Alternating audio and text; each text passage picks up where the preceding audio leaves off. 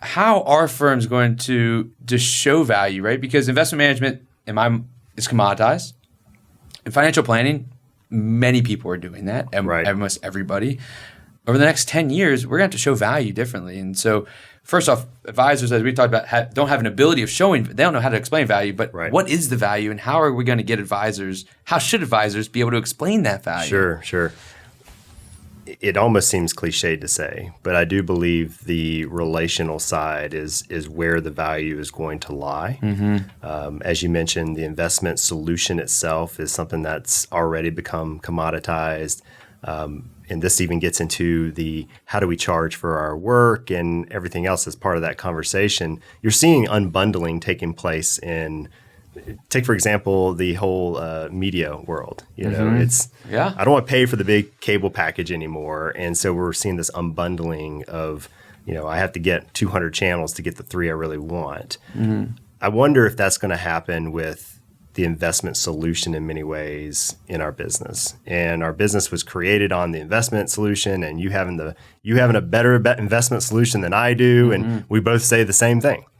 And the relationship, the reason I say it's cliched is because people talk about it all the time. But selling relationship can also be hard in a culture where people are becoming more and more isolated as well.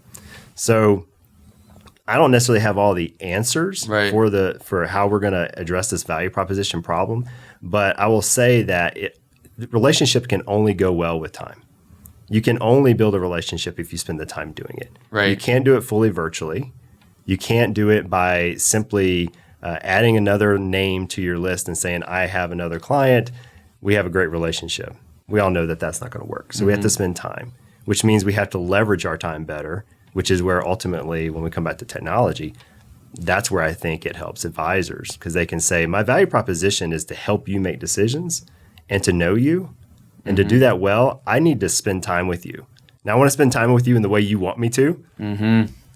So, whether it's you drive down to our office in Buckhead, or we're doing it over Skype, or I'm doing it in your home, there's ways that we can make sure we build that relationship. That's where the value is going to be added. I don't want to discount the expertise, though, because I think what happens in our industry is we talk about what needs to be fixed, and so it becomes this binary conversation. And so we don't need to focus on technical and just focus on relationship. Or analytical. No. That's how we look at things, A or B. Yeah, absolutely. And at the end of the day, the clients want to know that you do know what you're talking about and that you will get things done. But they also want to know that you do care about what's going on in their lives and that you can help them in those.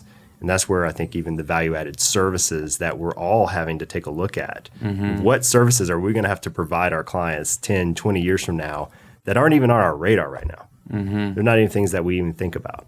That's part of the value proposition conversation, I think.